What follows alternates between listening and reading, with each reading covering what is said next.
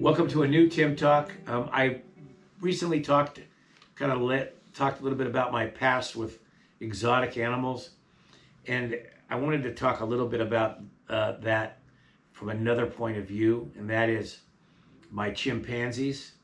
And my chimpanzees, I would take them often home with me or on road trips with me.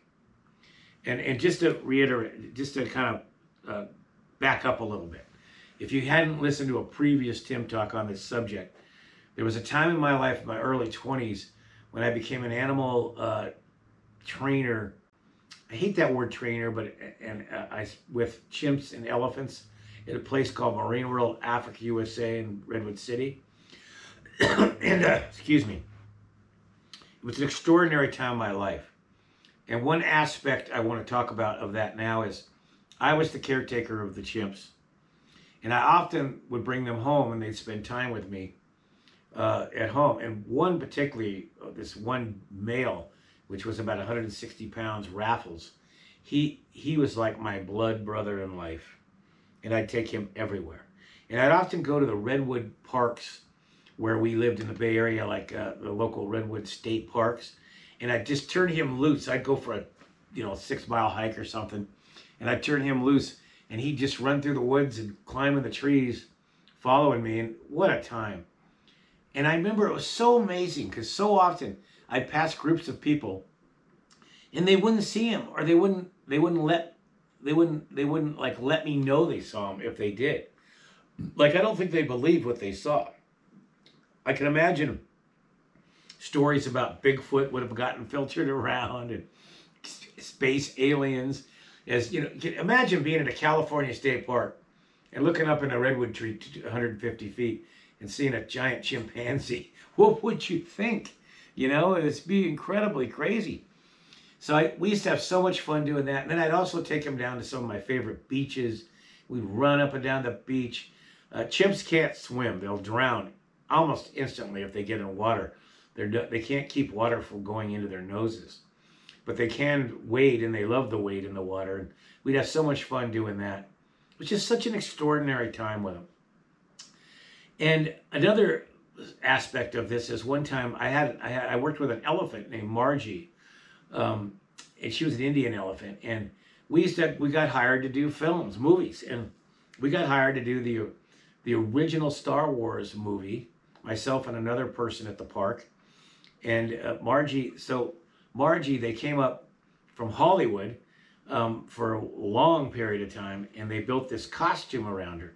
The movie, guys, was Star Wars. And Star Wars, the first Star Wars.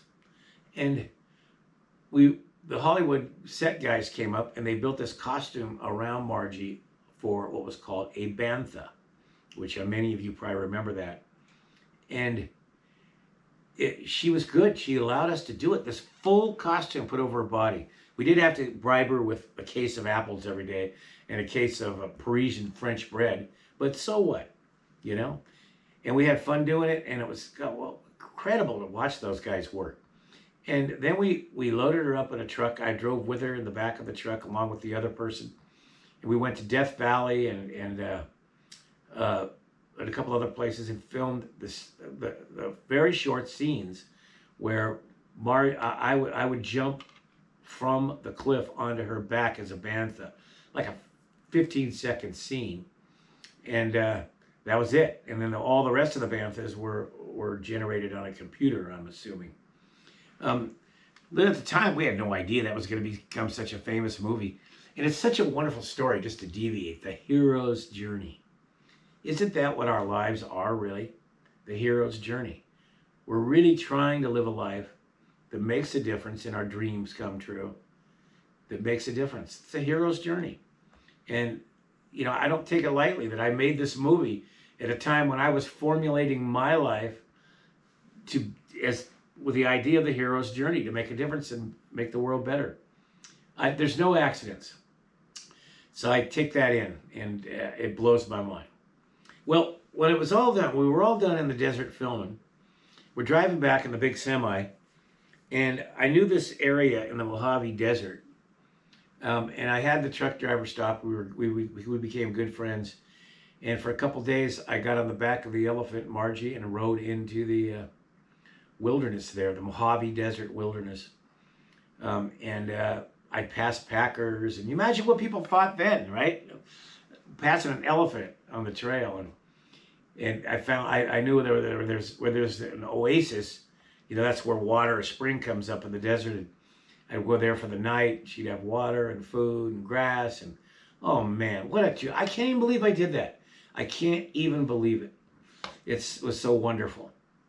And back we went to Marine World and Redwood City and made more movies and more shows and so forth, and love that animal. I just loved her.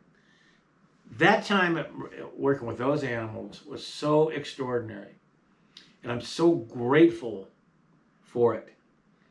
And I will tell you, if you are a person who had any concerns about the quality of care for animals, those animals were loved, well fed, well housed, taken care of, as good as you could possibly do.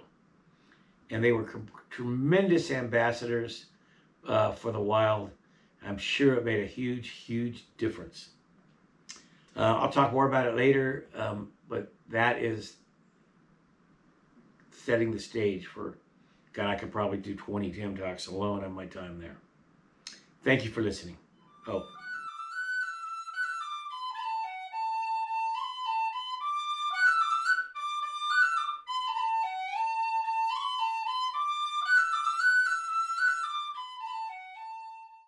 I started these talks, and I still believe they're mostly for our alumni and future students, people who are interested in coming to our school, to continue with the teachings of the school, or to be introduced to the teachings of the school, which, if I had to break it down, it would be to build a deep personal relationship with nature, reclaim our birthright to be close to our earth in a personal way, and a call to action, a willingness to take on the idea of becoming an earth caretaker as one of the purposes, if not the main purpose, of our life on earth.